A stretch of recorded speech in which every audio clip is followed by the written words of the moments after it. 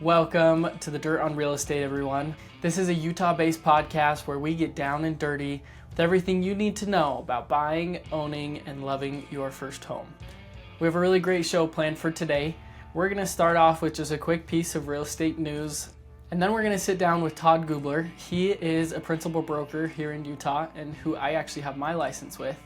We get into things like the current market here in Utah right now, as well as the differences from 2008 in the crash and what it today is. Todd brings over 20 years of real estate experience and has some really great thoughts, so stick around for that. And then finally, we head out to Mapleton to tour a nice condo that Edge Homes has in their Harmony Ridge community. So stick around, we have lots of great dirt coming your way. Okay, so just quick piece of news for you guys today. June of 2025, there were 18,930 homes for sale in Utah. So that's a pretty big increase from last year. It's a 23% increase from last year. So there's definitely a lot of homes on the market right now. And we're definitely starting to get into a buyer's market again. So that's it for the news today. Let's jump into this interview with Todd. We are here today with Todd Gubler. Todd is a principal broker that I work with here in Utah. So Todd, I'd love if you could give us a little bit of your background, how you got into real estate, how long you've been in the business, that kind of thing. That's a great question. I've always loved real estate. I remember growing up hearing my grandpa talk about it, and he always just said real estate was the place to be. And my grandfather was known as the best horse trader in West Virginia. I don't know how many horses he actually traded, but he did a lot. He made a lot of deals. He was an entrepreneur. He would buy and sell companies, buy and sell real estate, and do some things. And so I always liked that aspect of my relationship with him because he was kind of one of my early mentors and teaching me about things. I did go to university. I have a bachelor's degree in communications and business, and then I have an MBA. Technically, it's a master's of organizational behavior, but we went through the MBA core, and then I focused on operations, productivity, efficiency, systems, processes, human systems and processes, not to be confused with the computer ones. I'm not that smart. I studied those things. I was recruited into healthcare. I was a healthcare executive for about 10 years. And as part of my portfolio, I always took on real estate and strategic planning as part of those roles. And so I was doing real estate as a corporate employee in Chicago back in 1995, 1996, and grew with that. Eventually, I ended up back in Utah, recruited by Intermountain Healthcare to be a regional market director. I was on the executive team, and one of the holes that we had at the time was just the strategic planning and strategic acquisition. I left IHC in 2004 and started as a real estate agent and got my broker's license. I had done a lot of commercial real estate with the organizations I had worked with, but when I started in real estate, residential was really popping in 2005. It was just starting to take off for the boom of 2006, 2007, and I was kind of on the forefront of that. I was with the largest brokerage in the state of Utah at the time, and I just jumped right in and had a great experience with residential. And my first couple of years, I did probably 80% of my business was residential. I still did some commercial, and then over the years, it's just kind of flip-flopped back and forth depending on what my clients have needed. In 2015, I started my own brokerage and have brought on a very select group of agents that I feel have great potential, have high integrity, high people of high character that I just feel like are out there for the right reasons, and those reasons being to take care of a client and put a client first. And I feel like if you do your business right, if you are putting your client first, my own business will grow and be successful because of that. And I've proven that out with myself and then also with my agents as I've watched what they've done through the years. As they've taken care of their clients, they come back, they bring their family, their friends, and other referrals that they send back to us to take care of because we did a good job for them in the first place. We really focus on the skills and abilities of the agents to be able to take a client through the processes that are part of real estate, to be experts in those processes and the resources that would need to be there to have the tools to do the right analytics on a property, to analyze it, help them make a fair assessment and make a good decision on it. And that's how we've attempted to focus and grow the brokerage here, is just to provide that high level of skills and service to take care of our clients in a way that we would want to be treated ourselves. Thank you for all of that. That was a really good background and kind of segue into my next question here, which is what is the difference of being a broker versus just a real estate agent for those listening that may not know? Being a broker is, I mean, there's just a technical difference in that there's additional education and experience required before you can apply to be a broker. I think it's an additional 40 hours of education and tested and pass the test on things that would be kind of at a maybe a little bit different, higher level and a little bit broader, bigger picture level, as well as the brokerage laws and requirements, agent management, agent compliance, and managing that. In addition to that, you're supposed to have achieved or completed a certain number of transactions, have a certain number of hours. They give you credit for every transaction that you've done, whether it's a lease, whether it's a sell, whether it's a property management property. You get credit for the different things based on number of transactions, and also the size of transactions also have some bearing on that as well. The minimum experience, I think, is a minimum of 2 years, maybe 3 years, plus the number of transactions. So it's not just number of transactions, but also time period there, and making sure you have enough experience to know what you're talking about. Well, I'm very grateful kind of working with you so far to be able to bounce ideas off you and questions and having all of your experience for me as an agent standpoint has been a world of difference so far. So thank you for that. I want to jump into the Utah market specifically for a little bit here and get your thoughts and viewpoint a little bit about how Utah has changed over the years and what your current thoughts and outlooks are for what Utah is doing right now. I have always loved Utah. Utah has a great way of life. I love our outdoor recreation opportunities. We have our mountains for, I know as you appreciate, the skiing and the snow, as well as the our mountain lakes and reservoirs, the camping, hiking. Here in Utah, you can still, drive a couple hours and be 100 miles from people, which is awesome to have that kind of wilderness and beautiful things to see and do. It has gotten a lot more popular through the years, and so we have a lot more competition to see our beautiful areas. But Utah has so much to offer. I know a lot of companies, when Adobe made the announcement years ago to bring their operations here to Utah, it was specifically because of the quality of life that we had here. We have a lot of great family values. We have a lot of great business values. It's a very conservative state, run conservatively. We are one of the few states that actually have a balanced budget and have money in the bank as a rainy day fund. Business leadership here in the state is incredibly strong. You have to be careful when you listen about reports on real estate or economics out of the media. They generalize their reports and are reporting on the entire nation and not specifically Utah. Over the past, 15 to 20 years, Utah has been at the very top of the real estate market nationwide. And when we've heard about other troubled areas or other troubling things in the nation and world, they often are not reflective of what's happening here in Utah. Utah's real estate market continues to be strong. Right now in 2025, we do see that there are some trouble spots kind of in the south, from Texas to Florida to South Carolina, along that belt, where there have been some slight decreases in pricing this past year. The media's made a big deal about some softening of the pricing in the marketplace and some price decreases. They report those in general. Here in Utah, that is not the case. Our growth has slowed to 2 to 3 to 4%, but we're still on a positive trend up. And although we've kind of leveled off and we've stabilized, we have not seen a real dip in the values here in Utah. So Utah real estate values have been very solid. We have good rates of return. There's good demand on the space. It's interesting when you talk about real estate. If you ignore commercial real estate, you're missing part of the picture. If you ignore residential real estate, you're missing part of the picture. You really have to look at them together.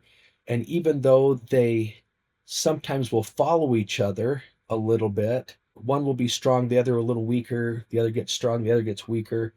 There is kind of a symbiotic relationship there, and you look at it, and generally right now we're fairly strong in both residential and commercial real estate, as the rest of the nation has really struggled with a class A professional office and have, major amounts of class A office that are vacant and they don't know what to do with. Here in Utah, we've had a little surplus, but we have not had the problems that some of these other, LA, for example, or California is a great example of a lot of excess class A real estate that they haven't known quite what to do with.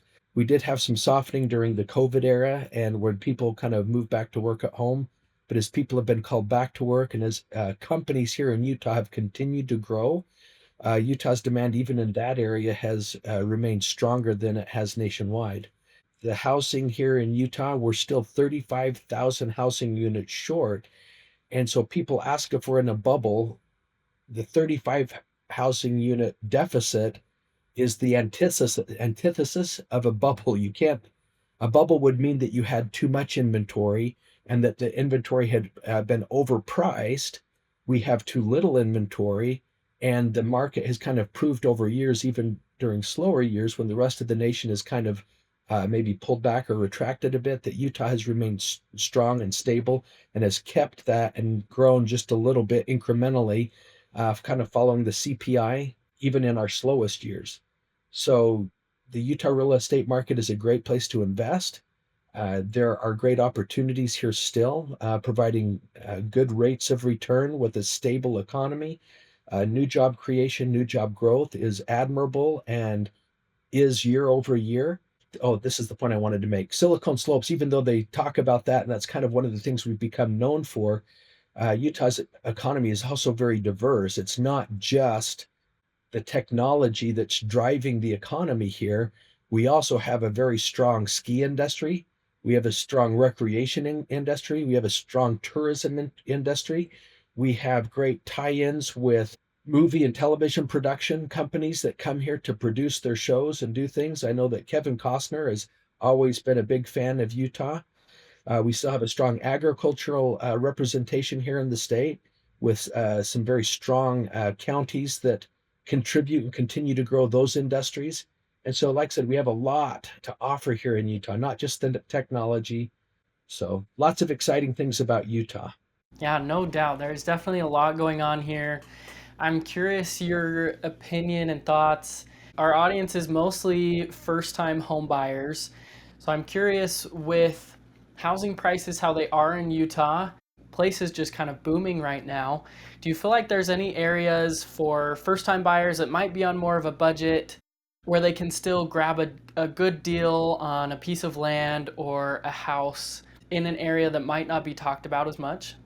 Yes, I mean, so let me just back up on that a little bit. Well, one of the things that I think is super important, and when I talk with buyers, not just first-time home buyers, and first-time home buyers obviously have a lot of concerns because it's something new to them, something that they haven't done, but even people doing their second, third, fourth house, buying and selling real estate isn't something that most people do every day. They don't work in it every day. And so there are a lot of unknowns and there's a lot of things that change from month to month, year to year that cause concern. And so I would say one of the first and most important things that any buyer can do is to get a hold of a qualified real estate agent, someone that's part of a great team. I mean, here at our brokerage, Will, as you know, we do training every week. We back up all of our agents. And so even our new ones, when they are working with a client and they're working on a difficult deal, they don't just have that agent that's new and's been an agent less than a year.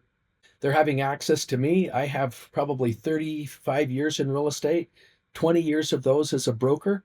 The other years as a kind of a corporate real estate acquisition specialist, where I would take and acquire properties for the companies I was working for or assisting in that process and identification analysis, determining value and those things. So there's a lot of experience here. I'm just one. We have another agent that has 40 years of experience. You have another agent with 20 years of experience, another agent with 10 years of experience. And we come together, and when we have a really difficult one or something that one of us hasn't seen, we come together as a group, we talk about it, and someone has had some experience relative to that. They're able to take and use as a metric, a measure, and even a path to create a path forward on something. So there's not many things that we haven't had some exposure to or experience with, and we're able to make a contribution and to make that a better transaction for the agent and for their clients to make sure that they have absolutely first class experience. But choosing a qualified agent is probably the first thing because they are experts in the process. They will know the beginning, the middle, and the end. They will know when you need to do something, when you need to do it by, how to do it, and the resources that you need to get those things done. And that's probably one of the most important things. The other thing that you can do as you're doing this is getting pre-qualified with a qualified lender.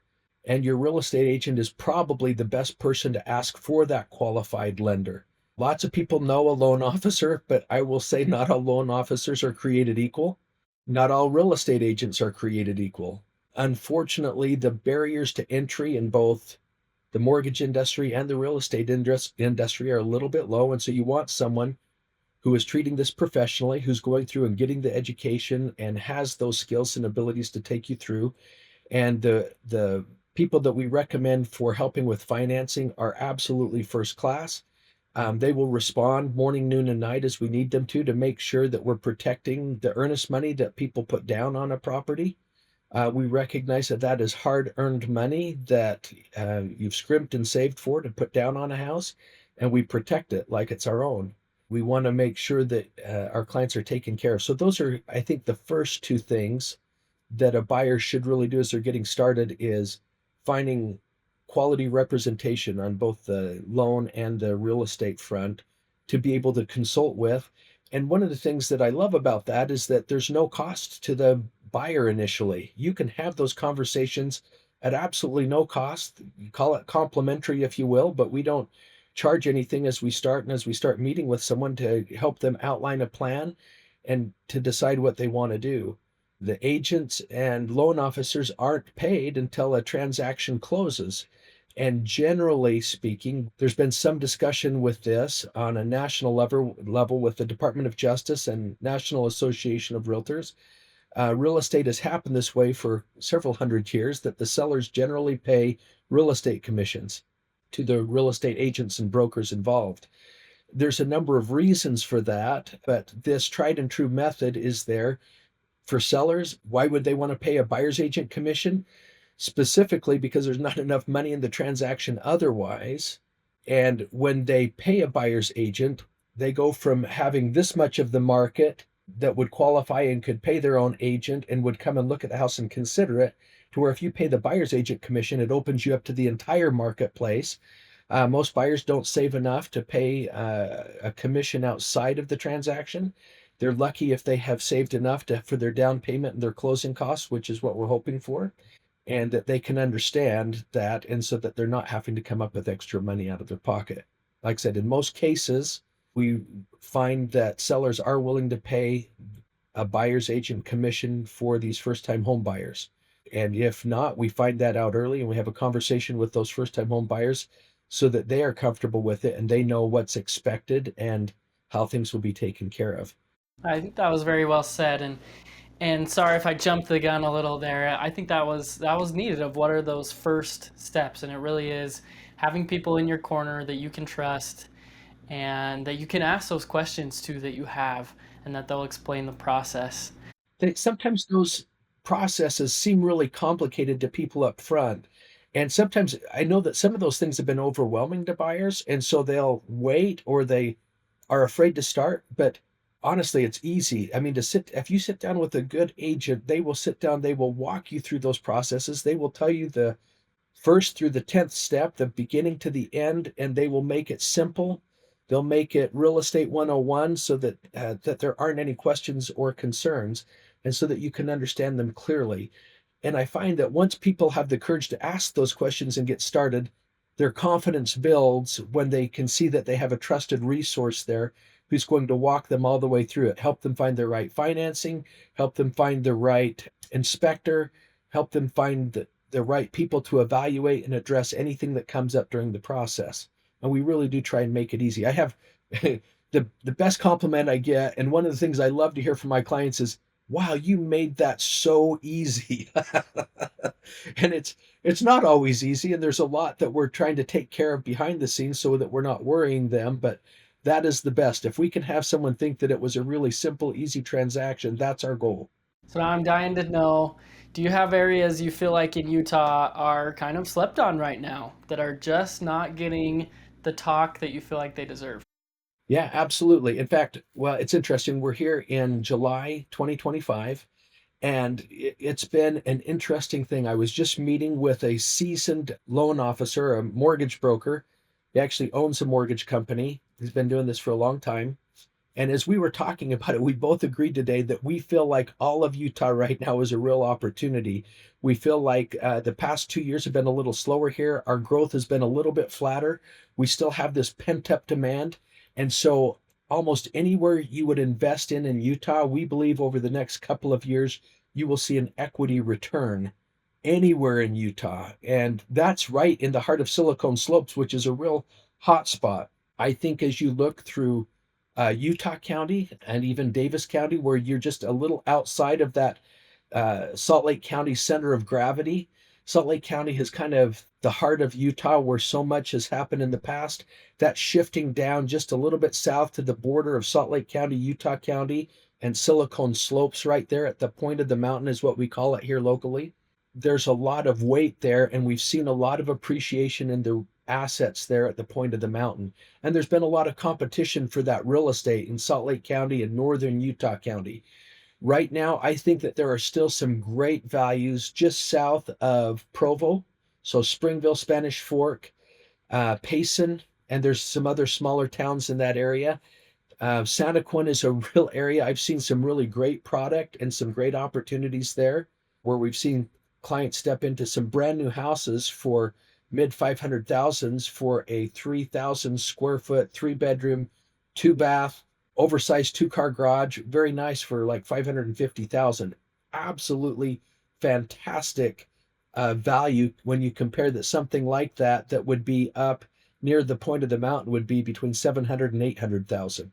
That's what 30 to about 30 minutes away from Silicon Slopes, so still great a great opportunity. If I look overall value, and one of the things that I think is a hot and up and coming area is Tooele County. That flies off the radar of a lot of people. I was hoping you would mention that because it is off the radar for a lot of people, and it is kind of been that small town out in the boonies for a long time, and it's not really that way anymore. No, it's not. In fact, there's some new contracts that were announced this past year that they'll be bringing some manufacturing jobs and some other things that will end engineering type jobs that will be out there in Tooele County. And they're talking about having several thousand jobs that will be added to that area. For those 2,000 jobs that they've got identified and nailed down, there will be, what do they call it? The ripple effect, where there will be, for every job that they've announced, there will be other jobs that will come because of that as they build more grocery stores and more healthcare clinics and more resources in the community. There will be other jobs that will be created and developed. So, Tooele County, right now, you go out there and look. When you look at it compared to Salt Lake County, Utah County, and parts of Davis County, you're about 20 to 30% less in price on things. You can get a little bit bigger lot, a little bit bigger home out there for better money. I was working with some clients this spring, and his job ended up being at the airport, which is right there on the border of Salt Lake County and Tooele County. And so for him, when you live in Tooele County and commute into Salt Lake, it's only like a 20-minute drive for him to come in from Grantsville into the airport area. And he was, before that, he was considering South Salt Lake County, Harriman, Daybreak, Riverton, South Jordan, West Jordan, and looking at some of the inventory there. The house he ended up buying was over 5,000 square feet on a full half acre he ended up being about 700,000 on that house. Versus the houses that we were looking at in these other areas in Salt Lake County, they were 750 to 900,000, and the houses were smaller, about 3,000 square feet. He got significantly more for the price by going out to Tooele County. And he liked it. It was a little bit more rural in feel, a little more laid back as far as community, not quite the same hustle and bustle and the congestion and traffic that you see in Salt Lake County.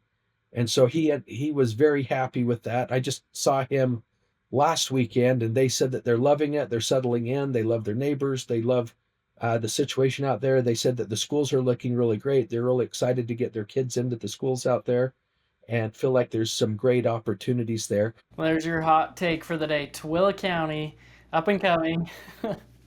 Um, just to shift a little bit here, a little while ago you mentioned that we kind of have this bubble, precipice, whatever you want to call it, of people that really want to buy right now, but maybe hesitant because of interest rates or prices, that kind of thing. What would you say to some of those people that have been hesitant to buy, to jump into things over the last year?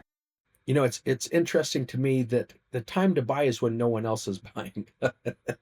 And right now, there is a consumer confidence problem right now. We've come through a couple of rough years. We had during COVID, real estate nationwide kind of went nuts, huge competition, 10, 20, 30, 40 offers on properties. We saw properties bid up, 10, 20. I saw one bid up $120,000. And this was just a small 2,800 square foot house.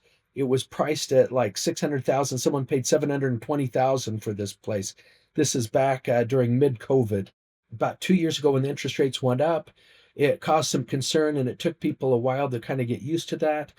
There was some anticipation that last year, May of 2024, that the interest rates had come down just a little bit. They were at 6.75.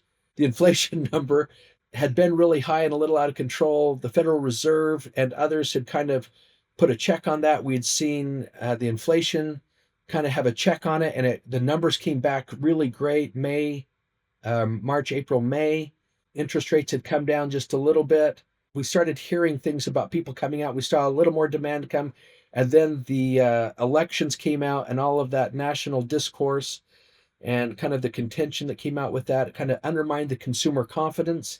And so people retracted a little bit. Once the election was over, some people hate it when I say this, but it didn't really matter who won, one way or the other. Once the election was over, the day after, our phones literally started ringing. We had great phone activity from November 2nd until the inauguration in January.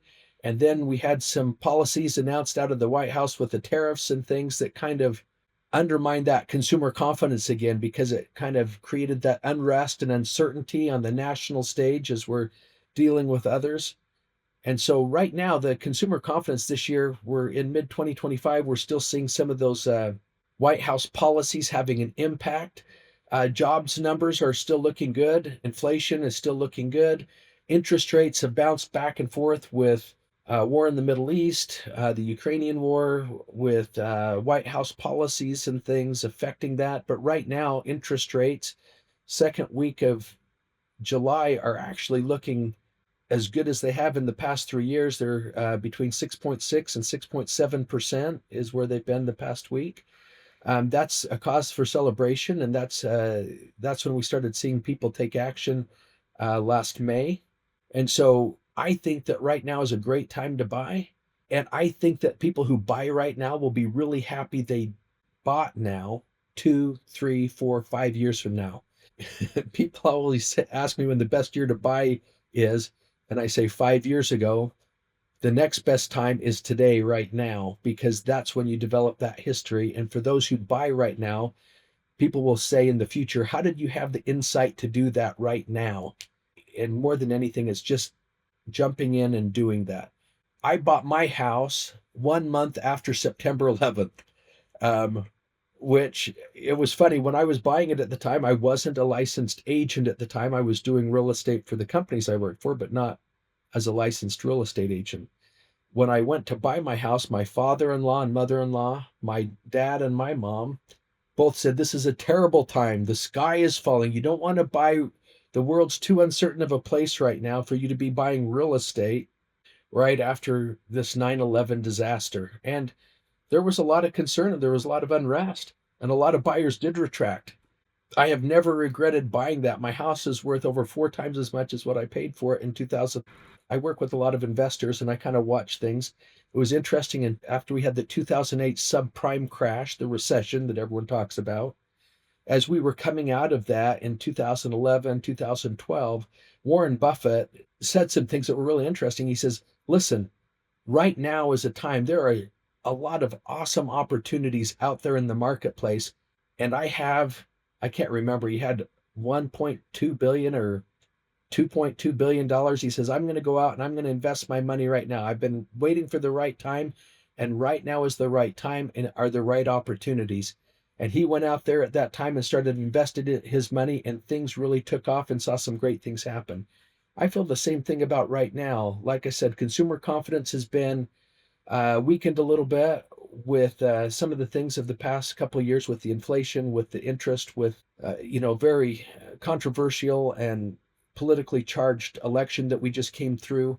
There have been a lot of those same uncertain feelings that were there, but there is such a demand on the housing. And so, as I started out by saying, this mortgage broker I was talking to earlier today, we both agreed that right now, for those people who invest in real estate right now, and as we can invest ourselves in real estate right now, that we believe that there'll be an opportunity for a return on that in the very near future, because we do see things continuing to grow, specifically here in Utah.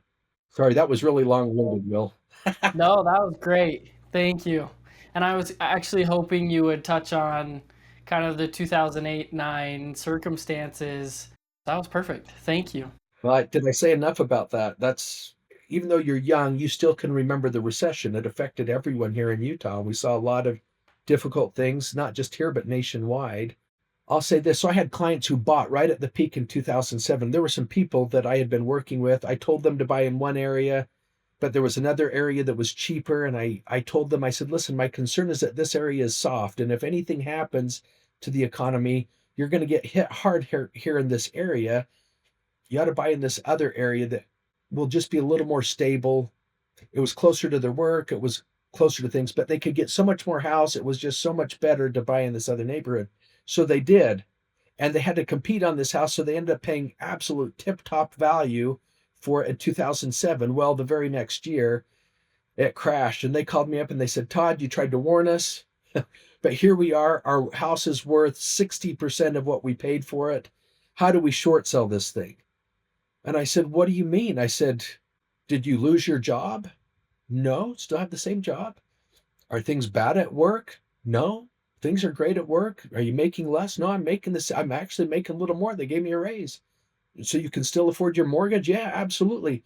Why would you short sell your house? Just keep living there and enjoying it, and ignore what you're hearing in the media.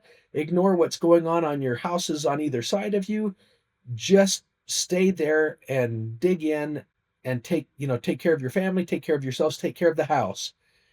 And I said, if there's an opportunity to refinance and reduce your monthly payment without increasing the term or the balance owed on this, then do it.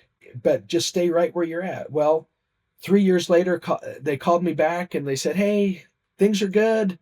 It's time to move. We got another job. We need to sell the house and move to this other state. And so we ran the numbers then. They ended up making $75,000 on their house in 2010 when they sold it, because they were willing to sit and wait and write it out. So even though we had a dip for 3 years, those values came back, and they came back strong. And even in those hardest hit areas here in Utah, we saw those values come back. And so if someone invests in real estate, if they can write it out, if they can be patient, that value will be there and they will make their money back. That was the worst case scenario, and people are concerned about that now. Back then in 2007, when this happened, I think that the media overreported it for Utah. Utah didn't have the same issues as Arizona, Nevada, and even areas of California had overbuilt. And so they had way too much inventory, a surplus, a bubble. By definition, they didn't have enough demand. They had too much supply of inventory, and so because of that, the inventory kind of collapsed in on itself, meaning that they had to reduce the prices to get it sold and get that inventory absorbed into the marketplace. Here in Utah, we had a little bit of excess inventory, nothing like the other states, but it was absorbed over the course of a couple years. And that's part of the reason why we have the problem today is because in 2007, 2008, 2000, or excuse me, 2008, 9, 10, 11, and 12, the builders retracted and quit pulling building permits and quit building new inventory, which caused a deficit. And so, what's one of the things that's pushing the house prices up right now is that we don't have enough inventory for the demand that we have. Recessions are great things to learn from, but you'll hear people talk about in the marketplace that there needs to be a market correction. But keep in mind that a market correction doesn't have to be a depression, it doesn't have to be a recession, it doesn't have to be anything so dramatic. In fact, as I've talked to economists, as I participate on several economic panels and focus groups, we've had little corrections all along. When you see a flattening out of the pricing to where the prices aren't increasing at the same dramatic amount, that's a correction. A recession would be a dip in value. With that just being stable or a little bit up, that's a correction. It doesn't have to be a recession. Right now, the people that I'm talking to, the market analysts, the economists, they don't feel like we're ripe for a recession, that type of thing here in the near future. Now, there's always things that may come out of the blue, something that they haven't considered before. That's what happened in 2007 with the subprime market. They had changed some of the loan products, and they had marketed some loan products that were different and weren't sustainable long term, and they hadn't fully underwritten the risk of those things, and we got caught up on that. And then along with the excess inventory and speculation that had gone on in 2006, 2007, it put us in a place to where we did have that recession. As of right now, barring terrorist events and world events, we're in a much more stable environment. I think that's great advice and perspective, having gone through it all and most of it as a real estate professional. The biggest thing obviously is just, if you could have bought 5 years ago, you probably would have.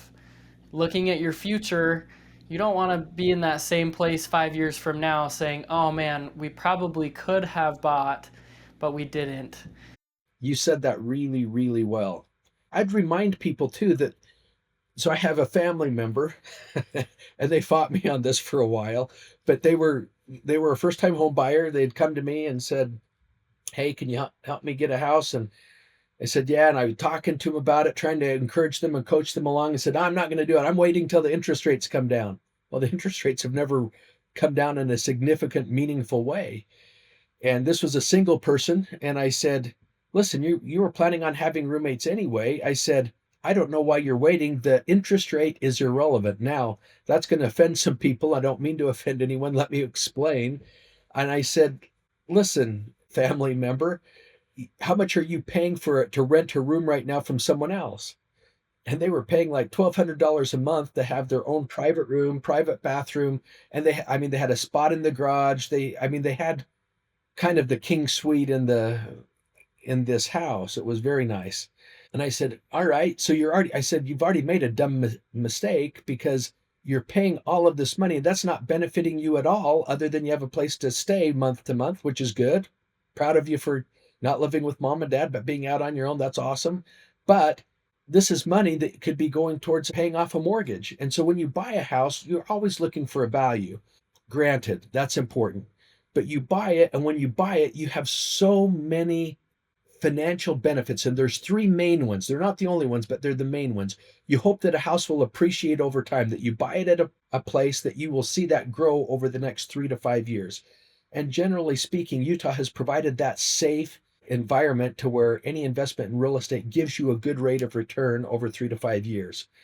The second thing is that when you buy a house with a mortgage, it's like a forced savings account.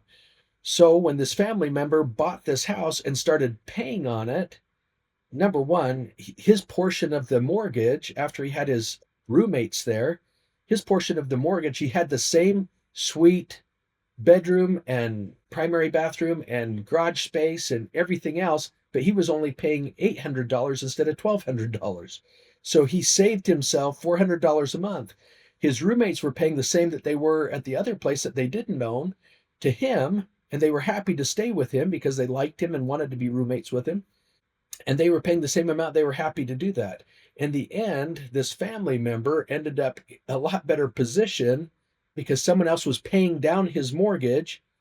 In addition to that, when you own a house and you go to file your taxes, you find that there are still great incentives on filing our taxes when you're a homeowner. They let you write off the primary mortgage interest. And so you get to write that off on your taxes. When you own a house, it's like gaining another exemption on your tax return. And you find that you keep more money either on a monthly basis or on when you have your tax return and you get your tax rebate, you get more money back because you've owned a real estate. When I talked with this family member 2 years after this family member bought, they said, "Wow, you were absolutely right. I am 100% convinced that the interest rate doesn't matter." And we had actually helped him get into a lower interest rate by some buy downs and some seller contributions to kind of incentivize him to do it. And I said, "Hey, your interest rate's about ready to go up now that you've been in the house for 2 years." He says, "It doesn't matter.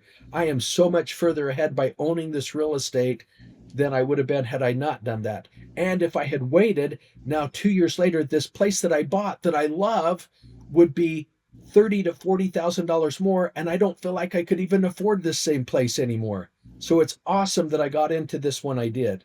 So hesitating and waiting, you can't save fast enough to keep up with the escalating prices of real estate. So here in Utah Oh, right now, we're predicting a 3 to 5% increase in pricing this year over next year. Next year, it's supposed to be a little bit stronger, 4 to 7%, I think is what the range is there.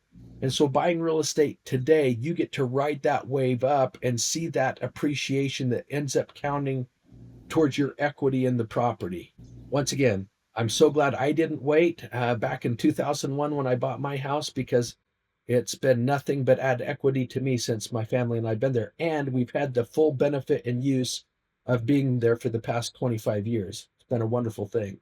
Oh, let me just add this, Will. This is, I don't know if this is something you'll add or not, but you asked me what are some mistakes that first time home buyers make. And one of the things that I see is, and once again, I think you have to be responsible when you're purchasing things. You don't want to live outside of your means. I'm a big believer in doing that. But I made this mistake myself on my first place. I was way too conservative in the first place I bought. I could have spent $100,000 more than I did. I didn't. I bought a place, and that place didn't last us as long as it should have.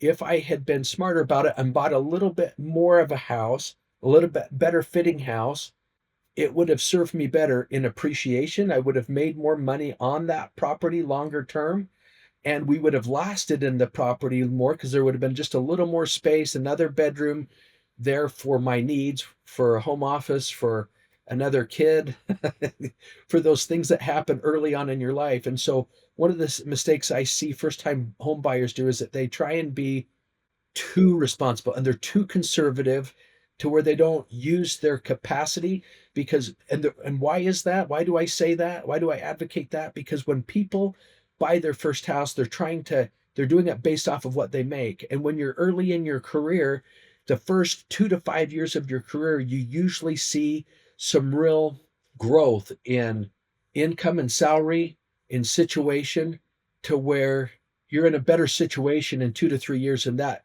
mortgage payment ends up being much more comfortable. So I would say that's probably one that I see quite often where, and I hate to see it when people come back to me in 2 or 3 years. I personally feel like I've failed because I may not have helped them get exactly what they should have or could have when they could. Because when you buy and sell real estate, it is expensive. And so when you have to sell it and then rebuy, there's costs that come with that. And so underbuying can be as big a problem as overbuying. So once again, consult with your realtor, consult with your loan officer, and make sure that you have a good plan on that. And don't be afraid to stretch just a little bit on that first house, especially if you're working hard, you're in a promising career.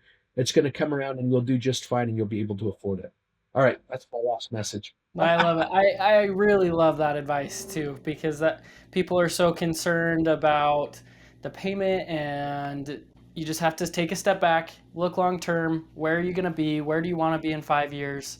So I think that's a great place to end. Thank you so much for taking the time today, Todd. Really appreciate it. Thanks for having me, Will. We are in Mapleton today. This is one of the condos that Edge Homes has at the Harmony Ridge development. So we're gonna walk through this condo. This condo is 3-bed, 2-bath. Let's jump into it.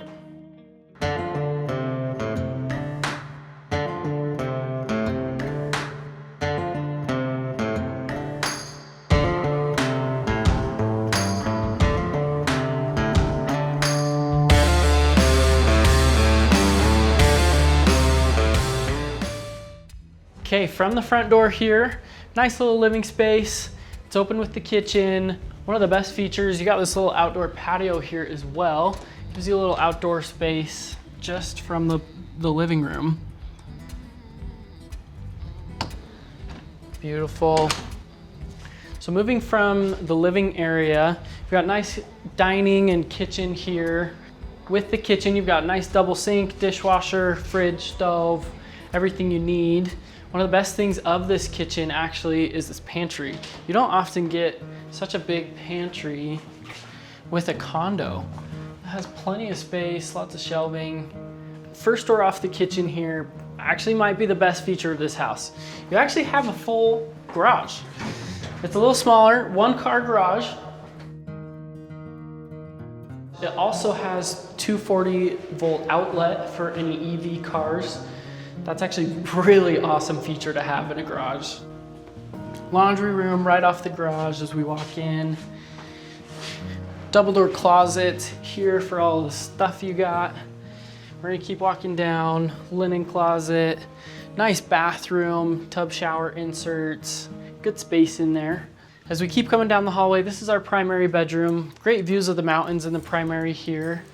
Beautiful view of the canyon. Ensuite primary bathroom here.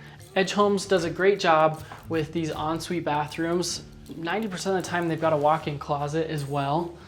So we've got tub shower insert, beautiful vanity, and then behind us, awesome walk-in closet. Continuing on, we have the other 2 bedrooms here. So this is the first bedroom. Nice space in this bedroom, great big window. We're on the first level of these condos. There's 3 levels. Great closet space, double door closets. Really good space in there. And then as we move on, next bedroom, pretty much the same.